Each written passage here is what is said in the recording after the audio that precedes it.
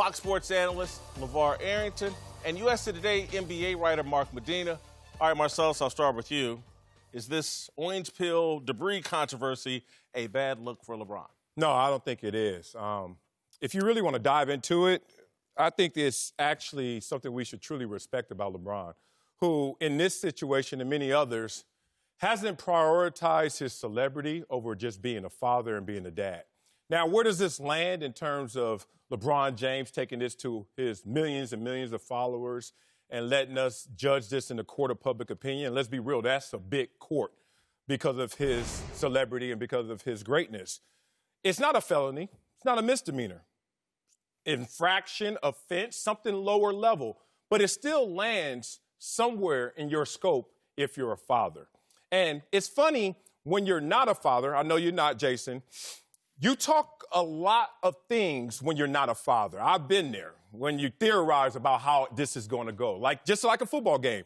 Everybody got a plan until they get hit. And before you become a father, you think you're just going to go out there and regurgitate your values, your teachings. But then once you become one, once you give life, which is the greatest love there is, you start to learn the nuances. And you start to learn that some things that you thought were absolutely correct need to be altered. And vice versa. Some things that you were just contrary to need to be revisited. And I think in this situation, it's a good look for a guy who's like, my brand, my commercialism, my commerce, all take second fiddle to me being a father in this moment. It's not an egregious act, but as a father, I would have responded. And via social media. Massive following, that first of all, I can't glue into your channel and then get mad at your programming. If you're on Marcellus Wiley's page, if you don't like it, there's a great option for you. Go away. I'm fine. And LeBron James is probably feeling the same way, but he's not trying to be disrespectful. I think this is something that LeBron James wanted to try as a lower level offense in his courtroom. We just took witness to it. I don't think it's an indictment on him as a father, and I'll touch on that. But I do think it's a bad look. And the reason why I think it's a bad look is because you are now placing more of a target on not only yourself as LeBron James, but more importantly, you're placing more of a target on Bronny. And when he made it a public deal and did the interview on it and gave it as much attention as he did, and then did the social media aspect of it, while I'll agree with your aspects and components of fatherhood, his fatherhood is not in question. I just think that the approach could be different. And the reason why I'd say the approach would be different, I am a dad, and I have children that play sports. I have a son named LeVar that plays football. Mm-hmm. I can recall one instant in particular where there was a ringer on the other side of the field, and my son had cleat marks all up and down his ribs after the game from the kid running over everybody. One kid went had to be taken away in the ambulance. The point of the story was I was not going to run to social media and be like, my 12-year-old son was getting ran over by a 16-year-old young man on this football field during this game. My contingency was I wanted to talk to my son after the game was over, and I had to talk to my wife and my family and even the other kids, parents, about removing our kids from this dangerous situation. I don't think that was for an interview. I don't think that was for social media. I think that should have been something as a dad needed to be handled in close quarters with Bronny, just like I did with my son. Not saying he has to handle it like me, but I think it should have been something. Like you did. But I think it is something that probably would have been better off being handled behind closed doors. I mean, clearly LeBron may have spoken well too early before all the facts emerged, because I think if he saw the latest video, he would have a different point of view. But I think in fairness to LeBron, he was also speaking on the initial footage and the fact that Bronny has had plenty of other experiences where he's been heckled, he's been taunted. And if you look at that video, Bronny responded really well. He turned around, kind of gave a look, but he didn't have much reaction. So, yes, maybe he spoke out of turn too quickly. Using social media for all things, I think, can be too much at times. But I think the overarching point of defending his kid and how he reacted is totally fine. I agree with that in the sense of nothing happened here, in my view, that's all that unusual. If you go to college basketball games, You go to passionate environments, professional environments. Fans get things thrown at them, or athletes get things thrown at them. Sometimes batteries, some things that are dangerous. And my problem with LeBron and the pushing his son into being a social media figure is his son's a 14-year-old, a freshman in high school, dealing with things that college athletes and pro athletes deal with. That environment has now come to his son's game, and I think there was a way to protect his son from that. Michael Jordan's kids played college basketball. They were pretty good high school basketball players. They weren't pushed out there as celebrities. And again, I know social media makes things differently, but LeBron has really seemed to embrace his children moving into the social media sphere, all the way down to his 5-year-old daughter, to his 14-year-old son. And I just think you're placing, again, that's why I say celebrities. They get stalked. They get goofy letters. People do weird things to them. You're placing your children in that celebrity lane, and weird things happen. That's the protection I guess I would be advising LeBron more to, rather than going to social media and claim, oh, my God, everybody hates us, and we're built for this, and blah, blah, blah.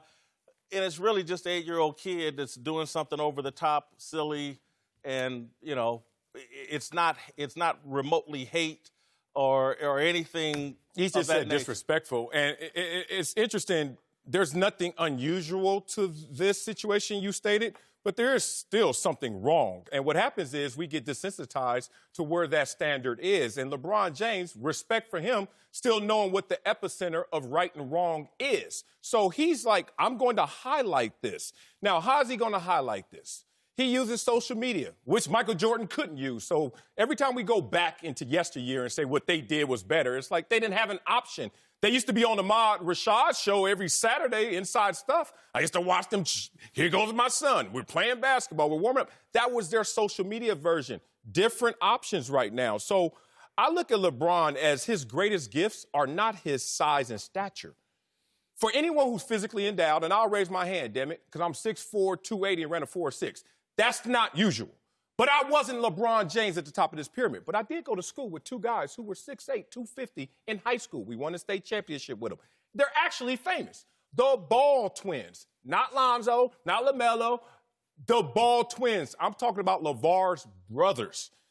And if you look at this situation, the best asset LeBron has shown me since he was 16 on the cover of Sports Illustrated as the chosen one is that he was able to mentally navigate without stepping in it, despite not having the support system that we think is adequate. No father, moved around everywhere, mom's not there. So LeBron, whether you want to say it's overcorrection or properly supporting his kids, is saying, I did all this without support fully and with the limelight at its brightest. So we're not going to run from the sun. It comes up every single day, son. I'm going to put you in the best schools. I'm going to give you the most support. I'm going to get you out there because that's how success is bred. Success begets success. I respect the man. I would say all of those things still exist had he not put it on social media.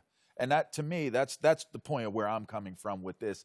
Just looking at how, you know, me and my son interact and the different challenges that he has. And I did not create a superstar persona for him on social media, nor do I have the ability that LeBron would have to be able to do that. But with that being said, I can father my son in a way where he is prepared to understand what goes into going into the arena, going into the stadium as a performer on that field. You have to be prepared and expecting of things in hostile environments. You have to be prepared as to what the other team may say or do to you in those environments. And to me, I think some things, because of that birth-given right as me being your father and you being my child, I think some of those things should be left to personal and private comments, private conversations, and not so much shared where it's like, listen, I didn't even hear a real solution in the interviews and the quotes that I saw, that I read or listened to from LeBron. I would be giving my son solutions, and those things would be taking place behind closed door in an open dialogue, because I think it's much more than typing out what you thought it was and pressing send on it for everybody to consume it. Right, and when you look at the way LeBron uses social media in general, if you look at that Instagram story, there's like 6, 12 posts a day. And I think on one hand, this is the world we're in, and it's great if you want to promote your brand, tout your son's accomplishments. Those are all good things. And the fact that he's willing to go to his games despite his busy schedule, those are all positives. But there always seems to be a sense of too much is too much when you're documenting day-to-day minutia, especially when it's your child, because you're putting them in the limelight unnecessarily. And on one hand, they are protecting him. Like, he doesn't do interviews. You know, everything's funneled through Sierra Canyon.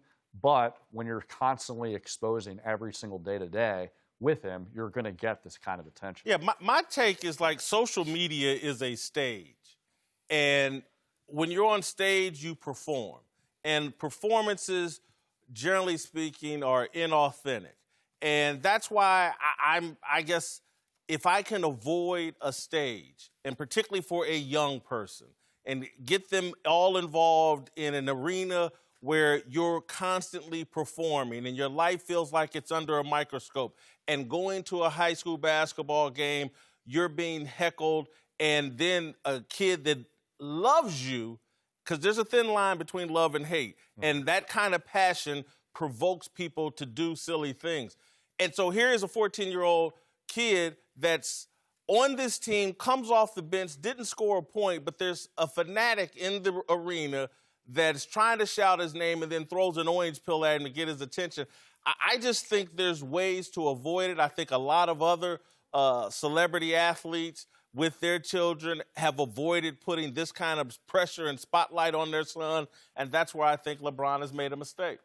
Thanks for watching. Subscribe here to get the latest from the show, and be sure to check out more of the best clips from Speak For Yourself, or go watch a few segments from our other shows on FS1.